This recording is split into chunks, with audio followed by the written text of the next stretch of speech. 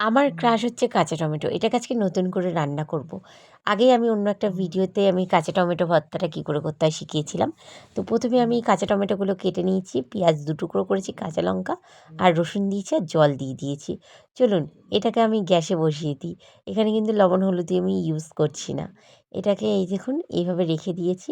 কাঁচা লঙ্কা যেহেতু দিচ্ছি এখানে কিন্তু আমি লঙ্কার গুঁড়ো ইউজ করব না। গ্যাসে বসিয়ে দিয়েছি। এর ওপর হাঁড়ি চাপিয়ে দিয়েছি। হাঁড়ির মধ্যে রয়েছে কী জানেন? গরম জল। এটা জল বসিয়েছি নর্মাল জল, এটা গরম জল হয়ে যাবে।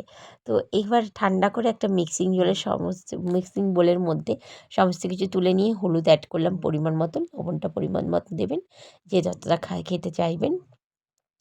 এবার আমি এটাকে দেখুন ২ চামচ লবণ দিয়ে দিলাম আমার মনে হলো।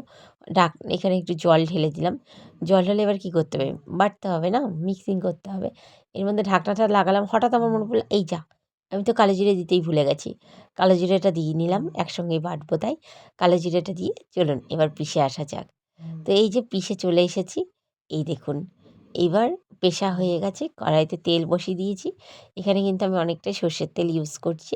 আর এর মধ্যে আমি দিয়ে দিচ্ছি হচ্ছে, এবার গরম হওয়ার পরে এই যে টমেটো ভর্তা যেটা মেখে এনেছিলাম সেটা দিয়ে দিলাম। তো এবার এটাকে আমি কিন্তু ভালো করে নাড়িয়ে চাড়িয়ে নেব।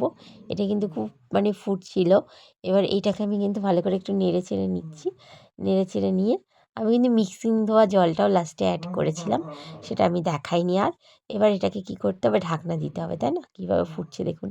ঢাকনাটা দিয়ে দিলাম। কিছুক্ষণ পরে ঢাকনা সরালাম এবং এইভাবে একটা ব্যাপার এসে গেছে। এতে আমি ইউজ করব হচ্ছে সর্ষের তেল। সর্ষের তেল না দিলে ফ্লেভারটা ভালো আসে না। ওখানে কিন্তু গ্যাস কিন্তু এখনও জ্বলছে আমার। পরিমাণ মতন সর্ষের তেলটা দেবেন। ভিডিওটা ভালো লাগলে লাইক, কমেন্ট, শেয়ার করতে ভুলবেন না। আর হ্যাঁ, কারা কারা এইভাবে টমেটো ভর্তা খেয়েছেন কাঁচা টমেটোর আমাকে অবশ্যই কমেন্ট বক্সে কমেন্ট করতে ভুলবেন না।